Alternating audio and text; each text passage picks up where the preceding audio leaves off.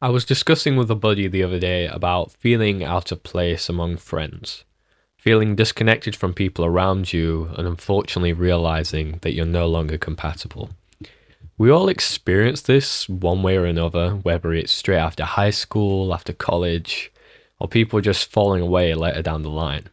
And it's crazy to think how most, if not all, of the friends that I had in my early teens, in the early years of high school, I pretty much don't talk to any of them anymore. And sometimes it's not anyone's fault. Nobody got betrayed or anything like that, although that can be a primary catalyst in some situations. We just grew apart. We went down different paths, and when we finally met up again on one occasion, decided to make contact again, you realize that you're just different people now. We've grown in one way or another.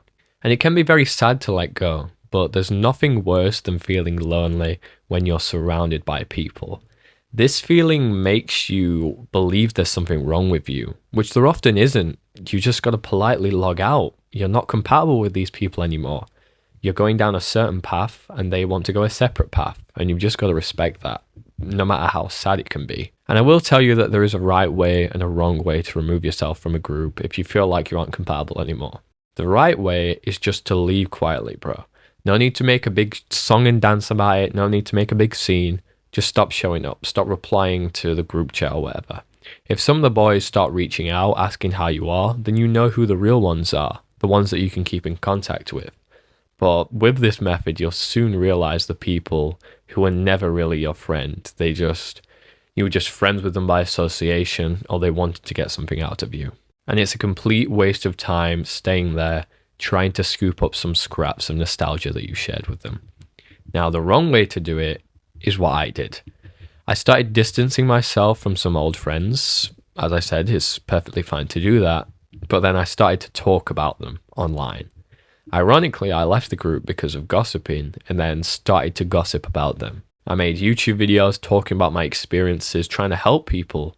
And regrettably, I started talking about my old friends, both positively and negatively.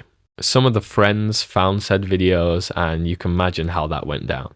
Recently, I've been trying to reach out to a few of them to apologize with mixed results. And it just goes to show how gossip can cause such damage to people, bro. It's not worth it at all. A lot of my worst moments came because I couldn't keep my mouth shut, I couldn't bite my tongue, and I just couldn't leave things on neutral terms with people.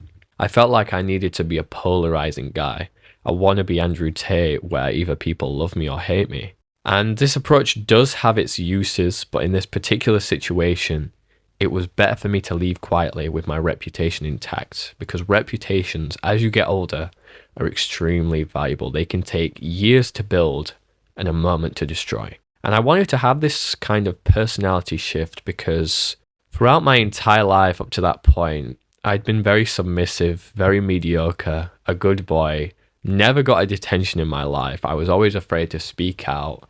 Never really got into trouble, only when I was like a really young child, and then throughout high school, even college. Never handed in homework late, really never got a detention. It was just really frustrating for me because I got to an age where I wanted to improve myself. I wanted to speak out. And when I eventually found an outlet to speak my mind, I used it for evil. I became the very thing I swore to destroy and paid the price. And even if you're leaving a friend group because they are now bad people, they've been corrupted, maybe they're doing drugs, maybe they're going out every Saturday night to get absolutely wasted, and you're just not about that life anymore. You see it as a waste of time. You just need to respect that, bro. Each their own. Like I said, don't go out talking about how bad they are. Don't talk bad at them. Don't murder people's reputation. Just respect what they're doing, and hopefully they'll respect what you're doing. Now, if they're bad people in the sense that they've done wrong to you, the best thing you can do is forgive them. It's cheesy, it's all this sort of Christian, oh, forgiveness, bro. But it is mentally taxing to hold a grudge against a person, let alone several people in a friend group. Forgiveness is letting a prisoner free and realizing you were the prisoner the whole time. And who knows, maybe later down the line you can reconcile with them. The same way that these people have changed now, the same way that they've had a shift and they're not the same person that they once knew when you were kids or when you were younger.